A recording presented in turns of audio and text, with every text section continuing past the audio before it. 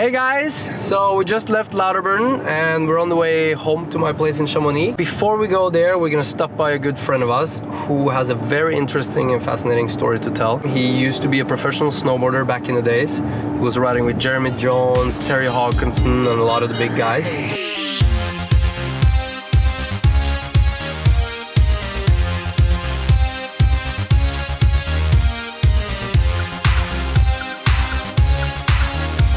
After his snowboard career, he became a wingsuit base jumper, and the wingsuiting brought him to an accident which nearly killed his life. Due to that, he had a proper near-death out-of-body experience. Hopefully we can dive a little bit deeper into his mind to see how this incident of his life changed completely his path.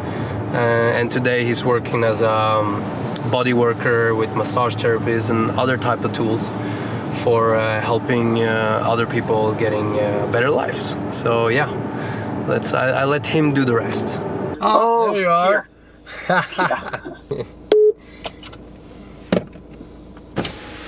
Yeah, bro. Good boy. How are you, bro? Yeah, I'm good. Yeah, just drive up actually if you can. Follow me. Perfect. Right here. Now we're going up here or what? So he takes us on this little bike road. He bikes super fast, bro, look. What's up with that? Is that a partly electric bike, bro? Are you doing some sneaky move? I think second time we met, I guess. Yes, we met on the exit last time. In Kodestek with Julia, and that's yes. it, yeah. It's Cool. good to finally get the moment with you. I really appreciate that. Welcome. This is your sanctuary. This is my little place, yeah. Here you have a picture. That's only here. There's a bit of snowboarding, a bit of medicine. That's like those little drawing that I'd like to do sometime. Sick, huh? Rock climb. I'm very bad at it. I work in a thermal center in Leukebad. That's where is my real office. But here sometimes people come for massage. Used to be my father's workshop. Cozy. Yeah, it's super cozy. Yeah. So yeah, should we maybe grab a tea and chill a little bit? Yeah, Jonas. Super nice to finally get a moment with you. And to get to know you better and hear your story. Because your story is it's something every human can relate to. And something that I think a lot of people are very curious about. But a lot of people are also very afraid to go into their mind, into what is there. what is the next, What is the next is the now. Yeah, right. Finally, eh? Yeah. Yeah, it's hard to even know where to begin. I feel like it's kind of you that. I mean, where to begin is like we share same same passion, which is to glide with our bodies. Yes. So, and we love that. Yeah. And if there is different ways to glide in this body, and so that's the approach that we have through either traditional medicine approach or whatever the approach is to realize that our bodies, it's so sacred, and it allowed us to really enjoy this physical plane to the fullest, and those sports reveal the possibility that our bodies got to ride in that earth or to fly. But I think the approach that we share is that we've learned, I've learned through either snowboarding, wingsuit flying, climbing, or all those sports, it's how to behave. To not just behave once we're on the top of the cliff and to be centered just on the top of a cliff to achieve the best way we can to be safe our flight, but it's to find a synthesis, which allowed us to become better human being with all the skills that we've been developed in those sports, they highly meditation sports. Yeah, yeah. Highly. Yeah, that there are. And they highly initiatic sports. And my accident was like a pure egotic accident because I was comparing myself and I just wanted to jump a jump that my friend at that time didn't jump, Yeah. And we hiked up for 5 hours and I was like flying an expert at that time. It was the first time I went for a long hike, a 5 hours hike. And I got really tired on the top of the hike, and I was with some other friends, but they weren't like my core friends with who I've learned to base jump and to fly. And I was with those guys, and those guys were like much more shaped than me, like to walk in the mountains. So when they arrived, the wind started to pick up, and they were already dressed to fly, which is normal before the winds like take too much space in the air. So they were like, Jonas, you feel to jump it or not? And honestly, I didn't feel to jump it. I was like, my head was spinning around from the hike. I was so exhausted. And so that's when my snowboarding approach went. I was like, okay, I'm just going to try. And I didn't have enough experience to realize that, in wingsuit fly, you don't do things just to try if it's going to work or not. Yeah. And that worked, and that didn't work at the same time. That worked because I can speak with you right now here, and I'm still flying. And that didn't work because I had to spend 6 months in the hospital. So what exactly happened on that jump? I jumped and I dive a lot in my exit. And at that time, with those experts, you had to tense yourself so much to make those little wingsuit fly. We didn't have any inflates. When I started to fly, I had to give so much power to make that things fly. And I was already really down from the ground. It was the first time I saw like terrain. Because all my previous jump was from the mushroom in the Eiger, which is like straight up and you fly straight. It wasn't that much of a terrain. And then suddenly I was like in the mountain and I had another visual that I didn't have.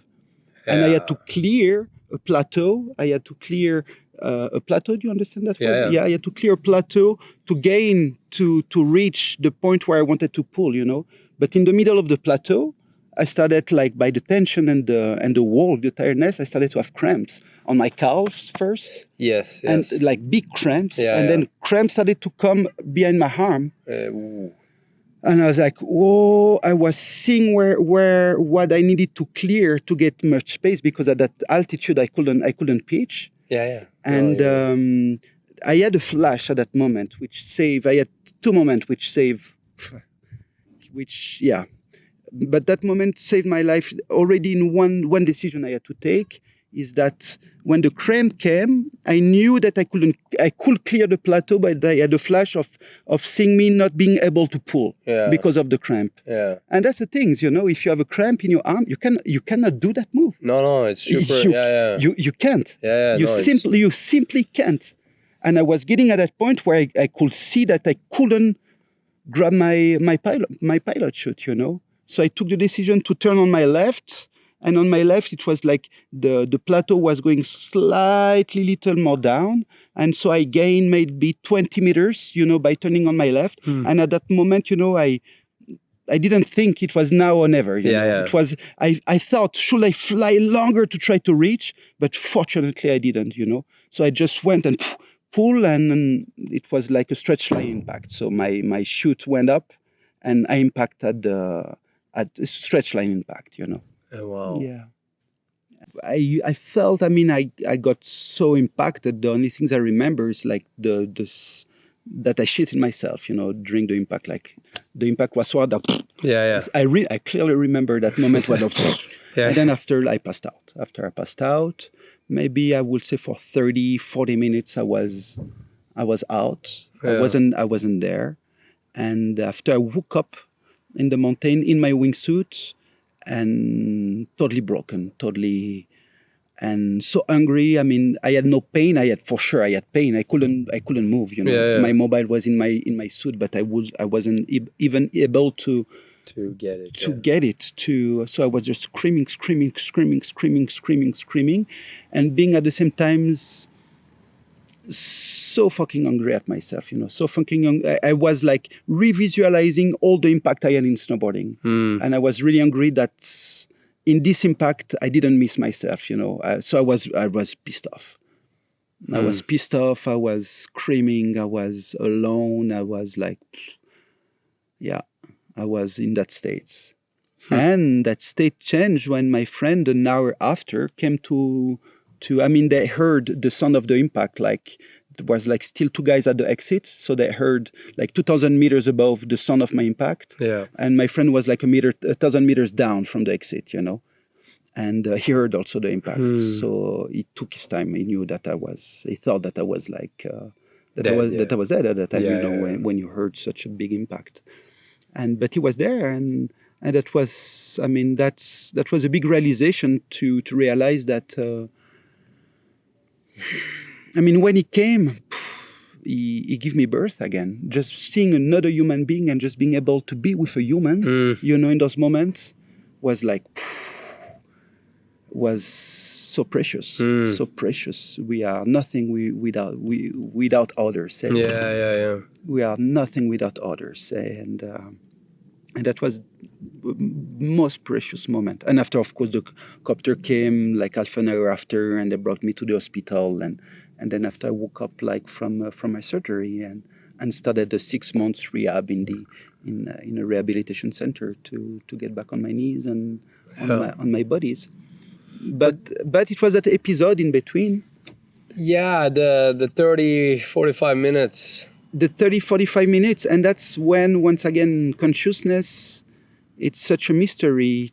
Space and time is a mystery also, we have a linear time, but there is a vertical time also, if we can call it time, because what is time? Yeah. But we're not going to go into like those debates. Some quantic scientific can express that, or some shamanistic person, but at the end of the jungle, but they will if you ask them about time and things like this, they will be like, no, say, I don't know, it's all about the experience that you live in the moment.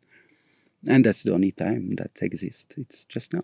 Yeah. It's just now. But that's now that happened to me it's hard to know.